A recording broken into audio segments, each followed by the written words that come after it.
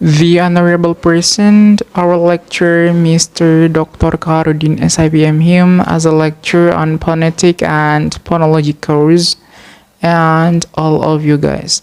Assalamualaikum warahmatullahi wabarakatuh. I'm Ismail Mubarak.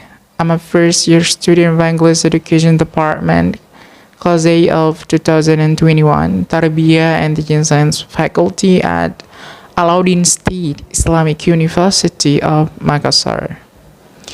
Well, in this video, I would like to make an articulating of suprasegmental sounds, specifically in the word stress, and I will explain about word stress and also try to prediction the example about word stress. So let's get started. Firstly, we need to know what stress is. Stress is defined as the emphasis in the form of loudness given to the certain syllable in English words or phrase. One of the problems when people speak in the English is word stress, in which can make some misunderstanding about what we say.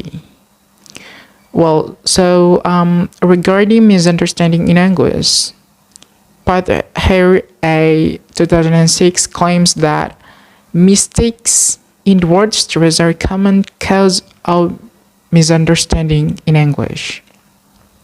She emphasized that word stress is very important for three reasons. As the first, stressing the wrong syllable in the word can make the word very difficult to hear and understand. The second, stressing a word differently can change the meaning or type of the word. And the last, even if the speaker can understand, mistake with word stress can make the listener feel irritated or perhaps even amused and could prevent good communication from taking place. So that's about three reasons why word stress is very important. Well, there are three grand rules relating to word stress. The first is one word can only have one stress. And the second is we can only stress vowel, not consonants. And the last is word stress is complicated in English because, not all the words in English have the same rule if we want to stress it when we speak. Like in the word adjective have the different stress when we pronounce a noun and also a verb. In addition to the grand rules, placing word stress also has general rules. According to Kyung Guyen 2018, there are at least 8 general rules of word stress which should be used by the learners of English as a foreign or a second language to improve their English pronunciation. As the first, 2-syllable nouns and adjective. The general rules is that nouns and adjective has 2 syllables, and the stress mostly plays on the first syllable. For example, for nouns like table, people, water, language, and country. The next example is for adjective, like in the word perfect, happy, special, sorry, and silent. And there were an exception in this rule, like in the word hotel for noun, which is the stress is not at the first syllable but at the second syllable. And in the word extreme for adjective, which is the stress is also as the second syllable, not at the first syllable. Well, the next is 2 syllables, verbs, and prepositions. The general rules of verbs and preposition, which has 2 syllables, the stress is mostly about 80%, put on the second syllable. For example, in the word for verbs is impress, promote, inspire, embrace, and confess. Exception for verbs that occasionally have stress on their second syllables is added as welcome, happened, whisper, burgeoned, which is we stress on the first syllable. An example for preposition we can see in the word about, without, between, around, and behind. Well, the next is words which are both a noun and a verb. In English, there are some words which has the same spelled, but are differently articulated depending on whether the word in use either as a noun or as a verb. For example, conduct, conduct, conduct. Attribute, attribute, attribute. Combat, combat, combat. Conflict, conflict. Contest, contest. Contract, contract. Decrease, decrease. Escort, escort, escort. Impact, impact, impact, impact, which is if we stress in the first syllable is as a noun, and if we stress at the second syllable is as a verb. Well, the next is 3-syllable words ending er or ly. The general rules which the stress is commonly placed on the first syllable, for example, ending er, manager, traveler, and officer. But there is always an exception where the stress is on the second syllable, like adapter, announcer, composer. About ending ly, for example, in the word like suddenly, commonly, and family. There is also an exception where the stress in the second syllable, for example, synchronically, assembly, assembly. The next is words ending ic,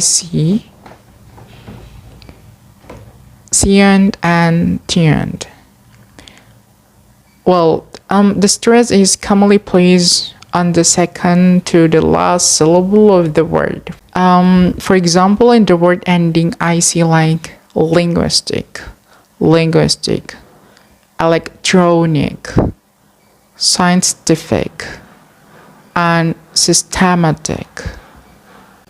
And the next is the word ending cient, for example, like discussions, comprehensions, submissions, progression. And the last ending by "tion", for example, like differentiations, participations, contributions, identification, and experimentation. Well, the next is words ending in cy, ty, phy, gy, and al. The stress is usually put in the third syllable to last one. For example, ending by C and Y, we can see the word like interdependency, consistency, and incompetency. And the next ending by T and Y, responsibility, universality, and accessibility. Next ending by PHY in the word philosophy, ethnography, and biography. The next is ending by G and Y, like psychology, anthropology, and biotechnology.